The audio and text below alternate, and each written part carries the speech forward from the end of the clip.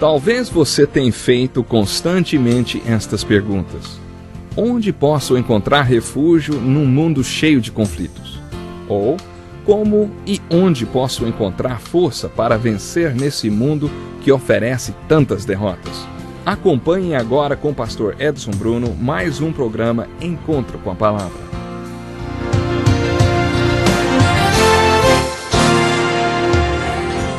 Olá, seja bem-vindo ao nosso programa. Começamos a caminhar por uma outra série de estudos bíblicos e estamos vendo o livro de Romanos, versículo por versículo. Acompanhe conosco. Hoje continuaremos com a introdução ao livro de Romanos, iniciada no último programa. Falamos sobre como comer a palavra, ou seja, como fazer com que ela entre em nós. O Salmo 23 usa esta mesma alegoria. Leia e confira o que acabei de falar. Divida o Salmo 23 em 20 pequenos pedacinhos. Depois de olhar cada pedacinho, faça um resumo chegando a 3 pontos principais. Estes 3 pontos principais falam do nosso relacionamento com Deus, o relacionamento mais importante que podemos ter. Procure compreender e aplicar este guia ao estudo da carta aos Romanos. É o que vamos procurar fazer juntos neste programa. Escolhi o livro de Romanos por 2 motivos. Primeiro, porque acho que o livro de Romanos é uma obra-prima do Novo Testamento. É a carta mais importante que Paulo escreveu. Dizem que Paulo sempre quis escrever esta carta. Aconteceu de enviar a carta para Roma, mas, na verdade, ele não escreveu especificamente para os romanos. Ele passou 2 anos nas prisões de Cesareia e da Palestina, enquanto os governadores eram substituídos. Durante todo o tempo que passou na prisão, ele teve tempo de sobra para pensar. Este apóstolo inspirado por Deus era um grande pensador. Ele foi um dos pensadores cristãos mais importantes que já viveram. Eu o imagino escrevendo esta carta no meio da noite, naquelas noites quando perdia o sono ou durante as horas que passou na masmorra. Paulo não tinha banhos de sol na prisão, ele tinha tempo de sobra para pensar. Depois de muito refletir, ele começou a juntar tudo no papel, escreveu esta carta e a enviou para Roma, naquele tempo a capital mais importante do mundo. A carta aos Romanos é uma apresentação da salvação, como já dissemos no último programa. Seu assunto principal é a justificação. Como um Deus santo declara que nós, pecadores, somos justos, Deus faz isto, e é isto que Paulo chama de boas novas. As boas novas são que Deus não apenas perdoa, mas passa a nos considerar como se nunca tivéssemos pecado. Hoje quero começar com os 7 primeiros versículos da carta aos Romanos. Durante a semana, estude esses versículos. Lembre-se que a primeira coisa que você deve fazer é pedir ao Espírito Santo que o ajude. Tenho certeza que ele fará isto. Além de receber a ajuda do Espírito Santo, Deus lhe dirá algumas palavras que trarão alegria para a sua vida. Você vai entrar nesta palavra e trabalhar com ela. Peça que o Espírito Santo lhe mostre o que ela diz e significa para você. Jamais se esqueça destas 2 palavras, para mim. Deus fala para você, e este processo acontece unicamente entre você e Deus, sem a intervenção de ninguém. Gostaria de lembrar que nenhum livro do Novo Testamento impactou tanto a história da Igreja como a carta aos Romanos. Agostinho, um dos maiores personagens na história da Igreja, converteu-se lendo o livro de Romanos.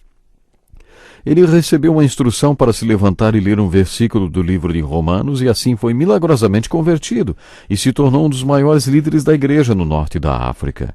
Todos nós já ouvimos falar de Martim Lutero. Martim Lutero era um padre católico que se angustiava questionando sua salvação pessoal. Uma manhã, enquanto fazia sua leitura devocional e se preparava para ensinar sobre as Escrituras na Universidade de Wittenberg, Lutero se deparou com o versículo 17 do capítulo 1 de Romanos e foi gloriosamente convertido, e toda a Europa foi impactada pelo que chamamos de reforma, um resultado da conversão dele. Você também já deve ter ouvido falar da conversão de John Wesley. Certo dia, quando estava em Aldersgate, alguém leu a introdução do comentário que Martim Lutero fez de Romanos. Milagrosamente, Deus converteu o coração de John Wesley. Sua conversão resultou no grande despertamento, ou o despertamento do século XVIII, que mudou o curso da história da Inglaterra e preveniu que acontecesse uma revolução semelhante à Revolução Francesa. Tudo isso porque alguém leu a introdução de um comentário de Romanos e a vida de Wesley foi transformada. Poderíamos mencionar tantos outros nomes e vidas que foram impactadas por este livro. Por isso devemos começar o estudo deste livro com uma oração. Peça que o Espírito Santo, de maneira especial, aqueça o seu coração enquanto você o estiver estudando. Muita gente acha o livro de Romanos difícil. Tenho certeza que sua vida será enriquecida se você compreender a mensagem dele. Paulo disse a Timóteo: procure apresentar-te a Deus aprovado, como obreiro que não tem do que se envergonhar e que maneja corretamente a palavra da verdade. Você está lembrado dos pedacinhos? Ele poderia ter dito isto a Timóteo. Estude as Escrituras, estude pedacinho por pedacinho. Bem rapidamente, vamos falar sobre os 7 primeiros versículos desta carta. Na verdade, a introdução vai até o versículo 17 do primeiro capítulo e a argumentação de Paulo começa realmente no versículo 18 e vai até o capítulo 15. Esta introdução é apenas uma saudação e se você estudar cada palavra desta saudação, ficará impressionado com a riqueza contida nelas. Naquele tempo, eles sempre iniciavam a carta se apresentando. Se você pegasse um pergaminho e o nome do remetente ou de quem estivesse escrito a carta estivesse lá no fim, você teria que desenrolar todo o rolo para descobrir quem a tinha mandado. Por motivos práticos, o nome do autor da carta vinha logo no seu início. Paulo se apresentou como servo do Senhor, servo ou escravo de Jesus Cristo. Ele já começa a carta citando Jesus Cristo. É impressionante. Nestes 7 primeiros versículos ele menciona Jesus Cristo 10 vezes. Ele não podia respirar sem falar em Jesus Cristo. Jesus Cristo significava tudo para Paulo. Ele iniciou a carta se apresentando como servo de Jesus Cristo, escravo de Jesus Cristo, que é o significado real desta palavra. Depois ele disse chamado para ser apóstolo. Era assim que Paulo queria ser reconhecido, como apóstolo, como aquele que tinha recebido um chamado para ser apóstolo. A palavra apóstolo significa enviado. Você descobrirá nas Escrituras, por exemplo, no Evangelho de Marcos, capítulo 3, que Jesus escolheu homens que ficaram com ele durante 3 anos e que depois foram enviados. Paulo não fez parte deste grupo.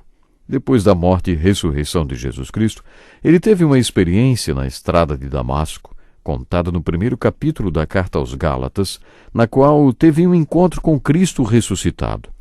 Este encontro mudou sua vida. Antes ele odiava Cristo. Ele era um religioso, um zelote que queria exterminar o cristianismo até que se converteu.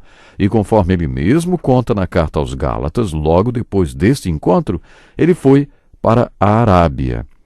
Os estudiosos não sabem dizer se ele passou 3 ou 14 anos no deserto com o Cristo ressuscitado. Ele mesmo conta: quanto ao que lhes escrevo, afirmo diante de Deus que não minto. Você poderá acreditar que tudo o que ele disse é verdade, que ele é o que alega ser, ou então o considerará um mentiroso, um impostor. Ele teve um encontro com o Cristo ressuscitado. Acho impressionante o relato que ele fez deste acontecimento em sua vida.